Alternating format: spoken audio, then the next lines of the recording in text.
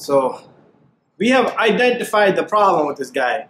So pretty much this is the problem.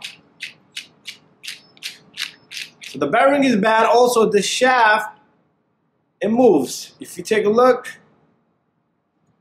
it moves inside out. So the bearings are definitely bad. So something like this, if you could put this rag here and just tap it, and the crank should come off. And this little guy right here, this little guy stays here. Can't lose that. So here it comes out our crank. What happened, crank? Just a crank just stopped. Why did it stop? We're almost there to see. Look how much play it has. See that? Look at that. That's the issue there. So right now, even the crank is back a little bit, it still shouldn't move that much. So what we're gonna do is we're gonna put this rag right on the tip. I'm gonna tap it one more time. So this guy completely comes out. So check out this bearing. Look at this. Listen to this bearing. Listen to this bearing. Look at this bearing. This bearing is done. It's shot. Look at that. Look at the movement. Look at the movement on this bearing. Okay, so it's causing a lot of trouble here. So what could have had happened here is overheating could have been one of the issues. So overheating would have been one of the issues. There you go. So that's one of the bearings. So usually these bearings won't come out that easy. So it must have been jammed onto that. So our crank looks good. So if there's any grooves made here by the bearing here, your crank would have been bad. But there's our crank right there. We're gonna let this baby sit right here. So we still got one bearing in there. So if you take off these bearings, usually what we do here is I do something similar to this. So first of all, you need to put something in there that fits directly in there. So something like this tool can be a good idea. So it can just sit on the edge of the bearing and you can tap it out. But usually over time, they're seized in there, or this bearing I can feel a little bit of a bad feeling to this bearing. I can hear it and feel it. I gotta sneeze.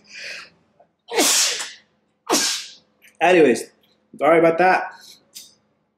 So what I like to do is if you take your torch or a lighter, usually lighter will be a good idea. I can't even see it because so much brightness here, but I can feel the heat there. You want to heat the tip of this block here. What's that's gonna happen is it's gonna heat the block, and your bearing is gonna free out of there because the metal always. I heated this up a bit, and the whole block is kind of warm, and a little bit more. While I was doing that, I was thinking maybe I don't need to. All that noise you probably hear in the background, digging and stuff. They're building the new roads outside. And the mayor doesn't want to pay us, so we had to shut the business down. Thank you, Mr. Mayor. And it's Thanksgiving tomorrow. It's 24th today. And, well, it's 23rd, I think. Yeah, 23rd. It's the day before the Thanksgiving, whatever day. I don't even know. So I went and got me this 8mm socket, snap-on. It was a smaller extension. It fits right there in the board perfectly.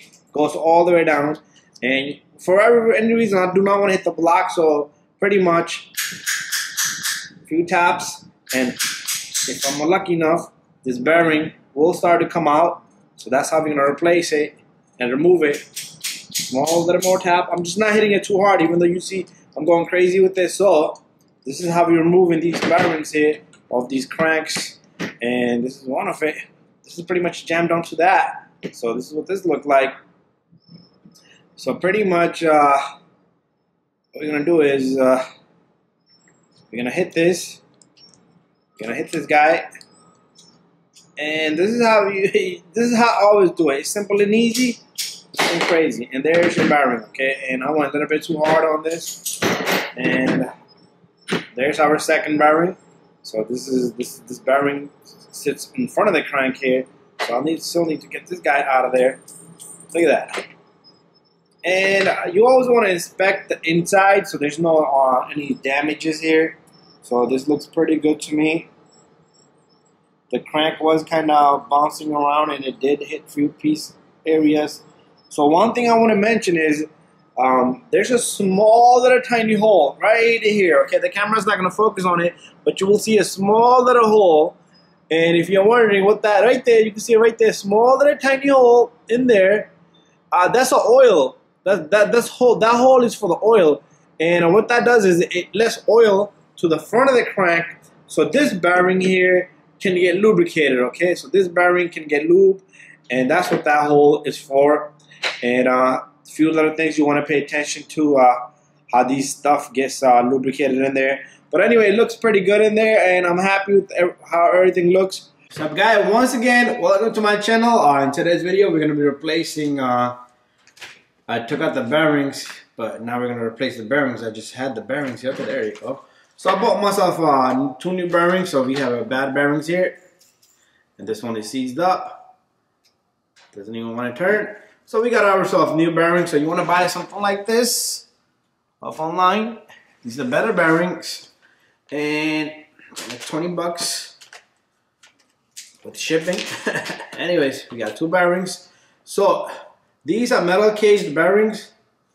So what you want to do is they do have seals. So we are going to remove the seals. I don't know how I'm going to get these off, but I will get them off. So pinch off something sharp. A needle would do the trick. And you want to take both of the seals of one bearing and one seal of the other one. Okay, so that's what I'm about to do. Let me go get something sharp because this baby didn't work here. So let me get something. We did get the seals off these bearings. So I used the old bulb with the little pin. So you don't want to take, on the little bearing, you don't want to take both of the seals out, just the one that's going to be on the inside so you can get good lubrication. On the other one, take them both off, the big bearing, take them both off. So here's the seals. So they're just plastic, wrapped around on like a metal type of O-ring, big ring, and same thing with the other one. So here's our engine, and what we're going to do is we're going to take these bearings, make sure they're dry, they don't get water on it. If you want, put it back in the package, put it in the freezer, okay? Put it in the freezer for half an hour, that's all it needs, half an hour, 20 minutes. After that, we're going to heat up this to get one of the bearing in. Once we get the first one, we're going to get into the front one, make sure everything's clean and lubricated. There's a small little hole in there. Okay, if you watch my other videos, there's a small little tiny hole right on at about 11 o'clock right there. Make sure you stick a pin through and it's nice and clean and clear. That way I could see right through that hole, and it's a very fine hole, and that's how this bearing gets lubricated, the inner bearing. And anyways, let's put this in the fridge, and after that we'll heat this baby up, bring the bearings, and push them in, okay? Have everything lubricated and ready, and have yourself some after run oil, okay?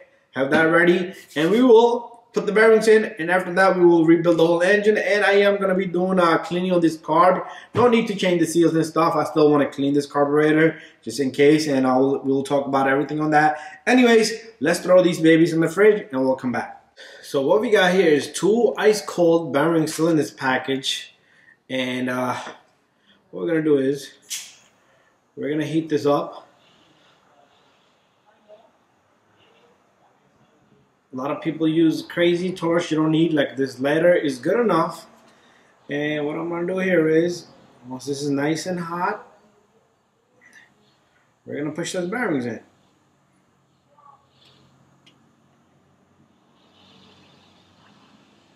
Give it a good like 30 seconds. Just do slow rotation.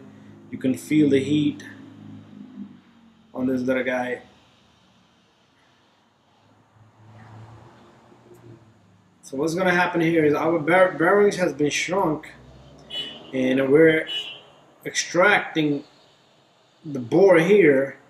So pretty much you're gonna have that millimeter of an inch, probably tiny micro of an inch. That's gonna allow that bearing to drop in there. So it should be good enough. Let's get this bearing. Should have prepped this first. So what we're gonna do is we're gonna dip some oil on this baby. After run oil, just put some all around it. Okay, remember the seal goes outward. So what I like to use is the shaft. Isn't a good idea. And you take this baby, and what you want to do is make sure you get it straight though, okay? So you do want to push this baby in as much as you can, and if you need to heat more, then you need to heat more, okay? So a lot of people will heat the crap out of this. Just don't burn that seal. That will be a disaster. There goes nothing. A little bit more. And this baby has to go in smoothly. Okay, it's not going in smooth for me. It's not straight.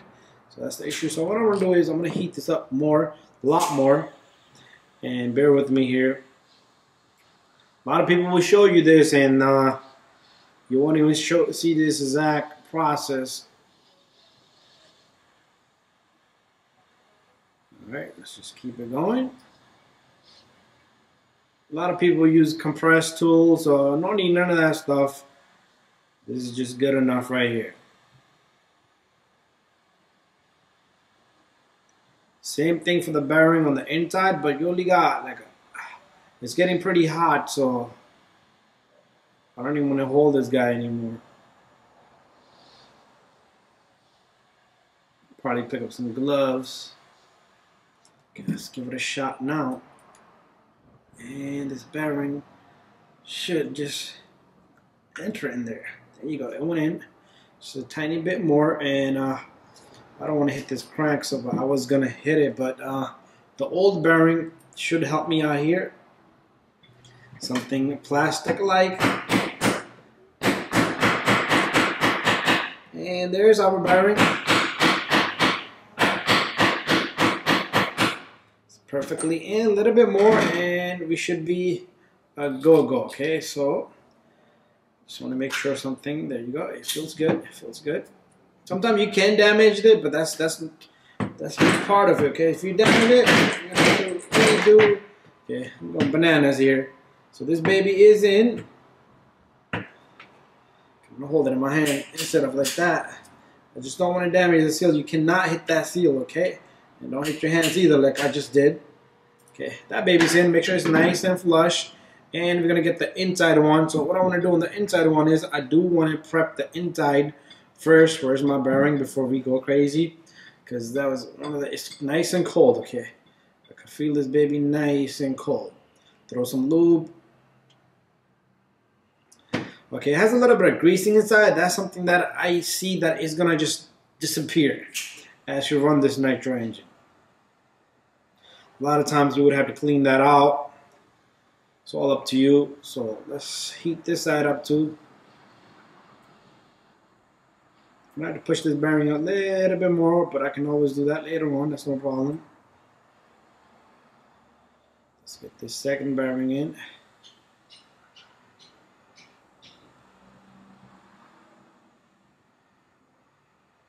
So I'm going to heat the crap out of this, so our second bearing should be much, much easier because you don't want it, pull it out, you do not want to take it out. So heat the crap out of this, and that should do it.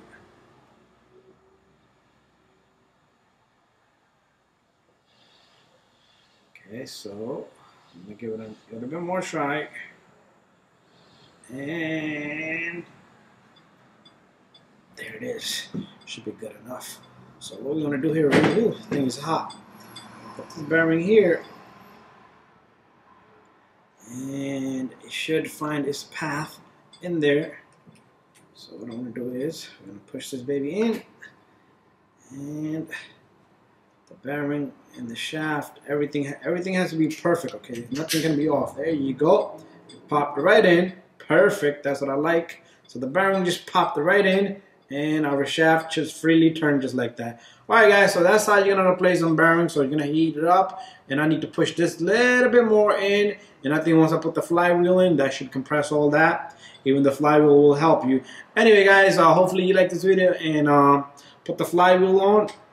Small little trick. So what you want to do is you want to put this flywheel on and to compress the rest of the bearing in. And what you want to do is you want to hold that crank. So what I usually do is I'll put this on. It doesn't damage anything. And what you want to do is you want to turn this in. You can feel the smoothness and the turn. And the bearing just gets compressed in. And after that, you just simply take this off. I did not put this little guy in. I took this off, and I did that the first time. But our bearings are compressed in completely, as you can see, and the shaft turns freely in there. So there's no wiggle woggle on this one no more. So that's good. That's how you're gonna do it. That's how you're gonna replace the bearings. Tapping it is no problem as long as you don't damage the seal. That's why I put a bearing on top, so the bearing sits flush on a flush. So this thing is pretty good and done. Our crankshaft is good and easy in there, and everything is perfect. So we'll continue with the rest of the video.